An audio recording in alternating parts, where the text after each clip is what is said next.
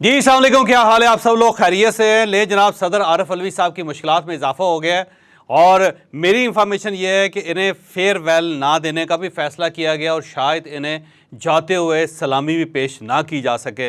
अब ये वो सदर होंगे कि जो बाकायदा अपनी मुद्दत पूरी करेंगे, लेकिन जाते हुए इन्हें ना सलामी मिलेगी, ना इन्हें को फेयरवेल मिलेगी और ना ही कोई इनकी तकरीब में कोई शख्स शरीक होगा। तो ये फ़ैसला किसने किया है, ये हम आपको आज के व्लॉग में बताएंगे।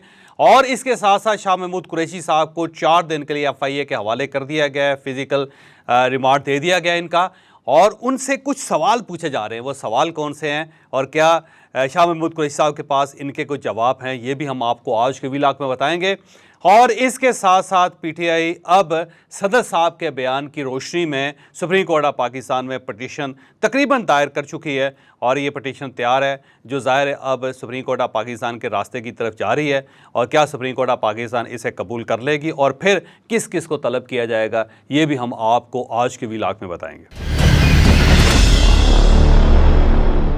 सबसे पहले PTI की तरफ आते हैं। PTI ने सदर आरिफ अलवी साहब की ट्वीट की रोशनी में एक पटिशन तैयार कर ली है और ये पटिशन अब सुप्रीम कोर्ट ऑफ पाकिस्तान जा रही है। मेरी इंफॉर्मेशन के मुताबिक इसे supreme court of Pakistan entertain कर लेगी और इसके बाद फौरी तौर पे अटॉर्नी जनरल ऑफ पाकिस्तान को बुलाया जाएगा, फिर निगरान वज़ीर कानून को बुलाया जाएगा, फिर सदर साहब की तरफ से पूछा जाएगा कि वो कौन रिप्रेजेंट करेंगे। तो सदर साहब के एक वहाँ पे मशीर हैं, वो उसे आप मशीन कानून कह लें, आप उसे उनके लॉ के मशीर हैं, वो सदर साहब की तरफ से पेश होंगे और उन्होंने बाकायदा बहुत कुछ तैयार कर लिया हुआ है, जिसमें वो साबित करेंगे कि सदर साहब ने कह दिया था अपने स्टाफ को, जिसमें सेक्रेटरी टू प्रेसिडेंट शामिल हैं, लेकिन उन्होंने प्रेसिडेंट के हुक्म को ओबे नहीं किया।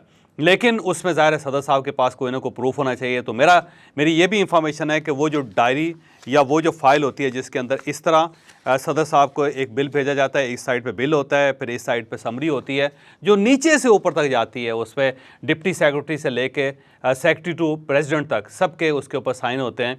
वो सदर साहब को पेश की गई थी और सदर साहब से कहा गया था कि अब आप फैसला करें कि क्या हमने ये बिल वापस भेजना है या फिर इस बिल को आप अप्रूव करते हैं। तो सदर साहब ने उसकी अप्रूवल नहीं दी थी और ना ही वापस भेजने का कोई बाकायदा रिटर्न उन्होंने कुछ हुक्म जारी किया था। बस उन्होंने फ़ाइल वैसे वापस कर दी थी और कहा था कि आप रखें, फिर इसका फ़ैसला कुछ अरसे बाद करेंगे। और अब सदर साहब का दिल बदल गया और वो कह रहे हैं कि मैंने अपने स्टाफ से ये कहा था कि आपने इसे वापस भेज देना, लेकिन उन्होंने नहीं भेजा और मैं पूछता रहा और ये कहते रहे कि हमने भिजवा दिया हुआ। जबकि सदर साहब इस मामले में मेरा नहीं ख्याल कि सच बोल रहे हैं मुकम्मल तौर पे, क्योंकि जो उनके पास फ़ाइल आई थी उसके ऊपर उन्होंने कोई तहरीरी हुक्म जारी नहीं किया था।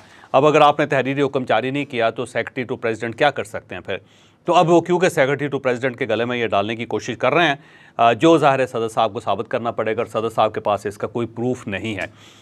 लेकिन इसके बावजूद PTI ने इसको पटिशन के तौर पर सुप्रीम कोर्ट ऑफ पाकिस्तान में चैलेंज करने का फैसला कर लिया है और अब तकरीबन पटिशन तैयार है। 3 इनके नामवर वकला, जो बड़े वकला हैं, वो इस केस को सुप्रीम कोर्ट में प्लीड करेंगे और वो ये साबित करने की कोशिश करेंगे कि क्योंकि सदर साहब का हुक्म नहीं था, इन्होंने साइन नहीं किए थे, ना ही असम्बली में वापस भिजवाया था, तो अब ये नेगलिजेंस है उनके स्टाफ की या उनके स्टाफ की बददयानती है और इसके बाद ज़ाहिर ये कानून नहीं रहा।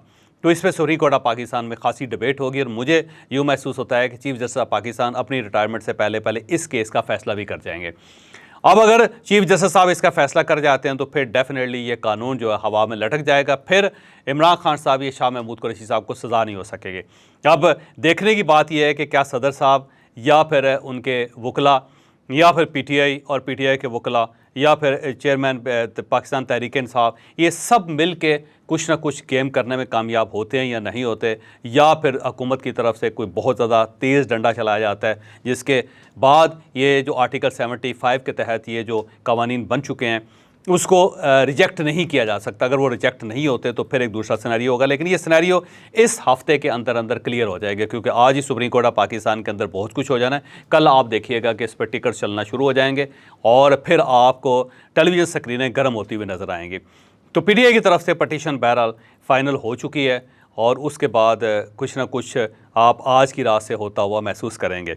हम दूसरा आते हैं सदर आरफ अलवी साहब की तरफ। तो आरफ अलवी साहब इस वक्त शदीद दबाव के अंदर हैं, क्योंकि उनसे ये तवक्को नहीं की जा रही थी कि वो जाते जाते अपनी बाइज़्ज़त रुखसती से पहले इस किस्म का कोई कदम उठाएंगे कि जिससे हुकूमत भी एम्बैरस होगी और रियासत भी एम्बैरस होगी, क्योंकि कुछ इन्होंने वादे किए हुए थे कि हम अब इस किस्म का कोई काम नहीं करेंगे जिससे पाकिस्तान के अंदर अदम इस्तेहकाम हो सके।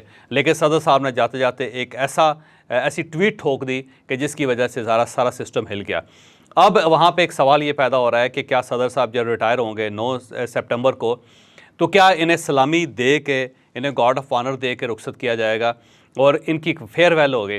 तो ये फ़ैसला किया है मुख्तलिफ़ जगहों पे कि अगर फेयरवेल हुई तो हम में से कोई शख्स सदर साहब की फेयरवेल में शरीक नहीं होगा, और उसमें पॉलिटिकल पार्टीज़ की तरफ से फैसला, पाकिस्तान पीपल्स पार्टी मानी जाएगी, पाकिस्तान मुस्लिम लीग नून मानी जाएगी, JUI का वहाँ पे सवाल ही पैदा नहीं होता। अलबत्ता PTI के कुछ सैनेटर्स, मैं फिर कह रहा हूँ कि PTI के सिर्फ कुछ सैनेटर, सारे सैनेटर्स भी सदर आरफ अलवी के फेयरवेल में शरीक नहीं होंगे। तो कुछ सैनेटर होंगे PTI के जो सदर साहब की फेयरवेल में शरीक होंगे, बाकी कोई शख्स शरीक नहीं होगा। और इसके साथ साथ इनको सलामी भी नहीं होगी और इनको बाइज़्ज़त तरीके से रुखसत भी नहीं किया जाएगा। और बल्कि ये भी एक फ़ैसला हुआ है कि सदर साहब जब रिटायर होंगे तो उन्हें कहा जाएगा सर आप घर चले जाएं।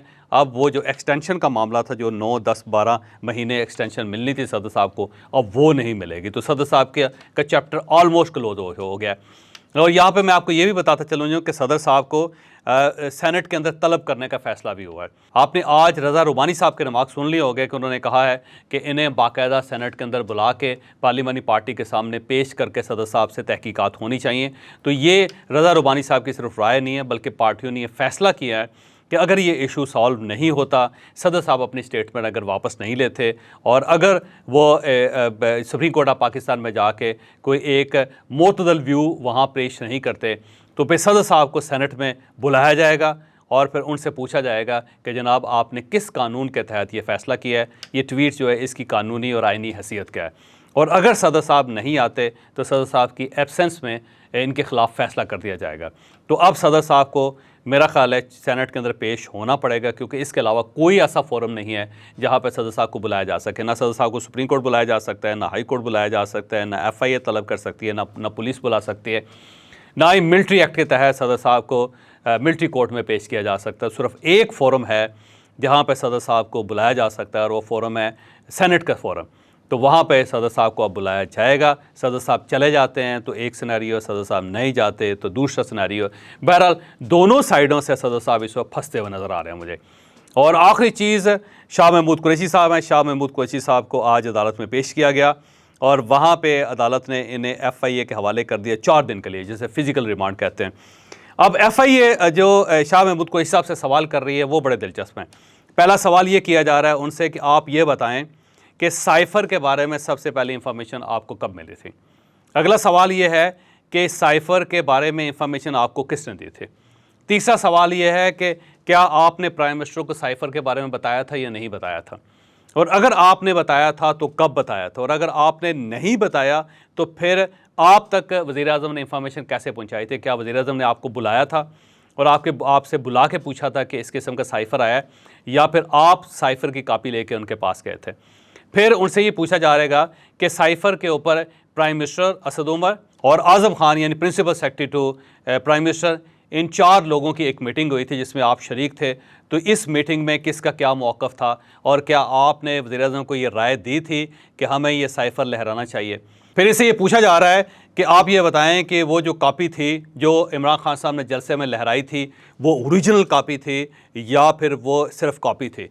फिर इनसे ये भी पूछा जा रहा है कि वो जो वर्डिंग्स थी वो आपने लिखी थी या किसी और ने लिखी थी। फिर इनसे ये पूछा जा रहा है कि जो प्राइम मिनिस्टर के पास कापी थी वो कितना अरसा कापी वहाँ उनके पास रही, क्या आपके नोटिस में था कि प्राइम मिनिस्टर के पास एक कापी है। फिर इनसे ये पूछा जा रहा है कि वो कापी जो असद उमर साहब ने मीडिया को दिखाई, मीडिया के एंकर्स को दिखाई, क्या ये वही कापी थी जो आपकी तरफ से या वज़ारत ख़ारजा की तरफ से प्राइम मिनिस्टर के पास गई थी।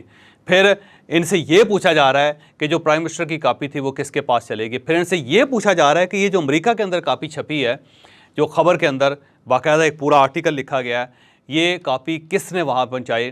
फिर इनसे ये पूछा जा रहा है कि आपके उस अखबार के साथ क्या रिलेशंस है, क्या राब्ते हैं, वो आपसे क्यों राब्ते के अंदर रहे थे, क्योंकि व्हाट्सएप की कुछ कॉल्स हैं जिसके अंदर पता चलता है कि उन्होंने शाह महमूद कुरैशी साहब से इसको कंफर्म करने की कोशिश की थी। तो ये बहुत सारे सवाल हैं जो शाह महमूद कुरैशी साहब के सामने रखे गए हैं, और जो जवाब शाह महमूद कुरैशी साहब दे रहे हैं या जो रिपोर्ट बनेगी फिर उसको कंफर्म किया जाएगा प्राइम मिनिस्टर इमरान खान साहब से, जो उस वक्त वज़ीर आज़म थे, क्योंकि इमरान खान साहब से भी बार बार ये सवालात पूछे जा रहे हैं। अब इमरान खान साहब का एक मौक़िफ़ होगा, फिर शाह महमूद कुरैशी साहब का एक मौक़िफ़ है। इन दोनों मौक़िफ़ों को आमने सामने रख के फिर दोनों से सवाल किया जाएगा कि जनाब शाह महमूद कुरैशी साहब कुछ कह रहे हैं, आज़म खान साहब कुछ कह रहे हैं, आप कुछ कह रहे हैं। तो उसके बाद या तो फिर दूध का दूध होगा या फिर इन तीनों को सज़ा हो जाएगी।